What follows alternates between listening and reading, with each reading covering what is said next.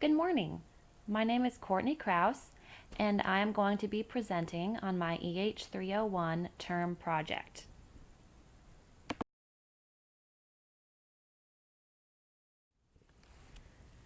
For my term project, I chose the topic Searching for a First Apartment.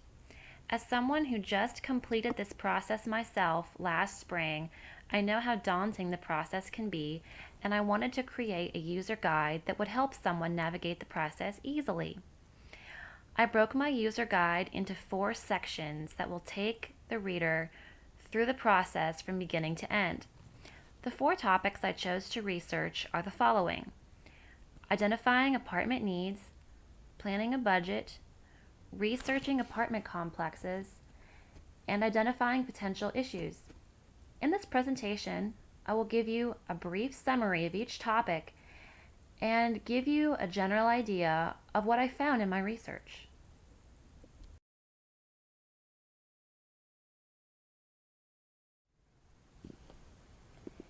In the first section of my guide, I discuss how to identify what's important in the search.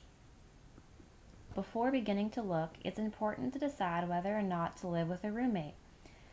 For many, the financial benefits of splitting housing costs with someone else can far outweigh the personal sacrifices of sharing a living space with someone. Cutting in half the cost of rent and utilities can significantly reduce the financial strain of a first apartment.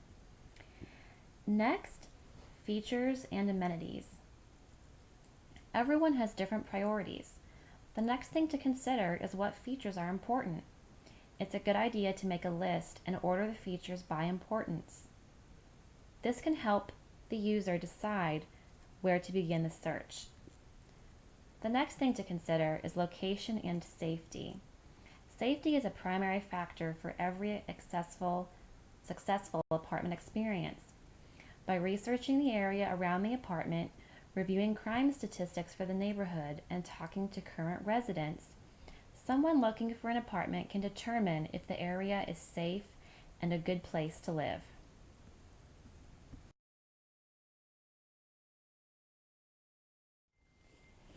The next section is planning a budget. It's important to evaluate how much rent can be reasonably afforded each month.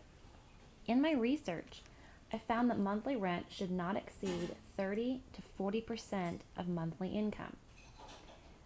This will allow enough remaining funds to pay other bills and meet savings goals. In addition, there are many other expenses to consider, including utilities like water, internet, and cable. Many people fail to calculate these into their budgets when considering the cost of an apartment. And don't forget other expenses such as non-refundable application fees, damage deposits, and renter's insurance. In my guide, I provide a sample financial plan for the first-time apartment renter.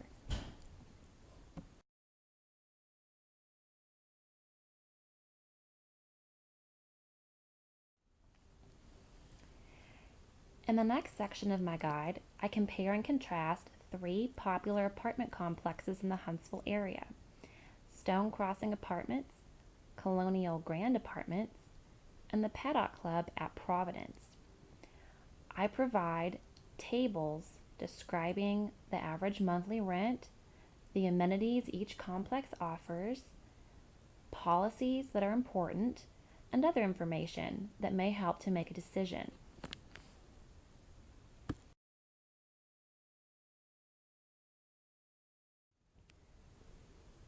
In the last section of my guide, I identify issues that should be discussed with any potential landlord. In my research, I found 4 common areas that cause trouble for tenants: repairs, subletting, landlord entrance, and customization. For example, it's a good idea to find out how the complex handles emergency repairs.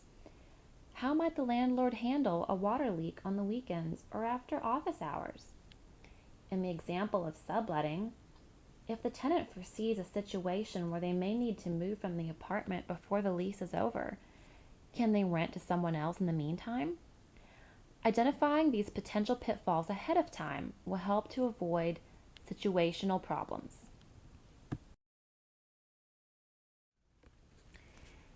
In conclusion, I believe my user guide will provide a first-time apartment renter a lot of helpful information for them to use. Thank you for taking the time to look at my presentation, and I look forward to receiving any feedback that you might have. Thank you.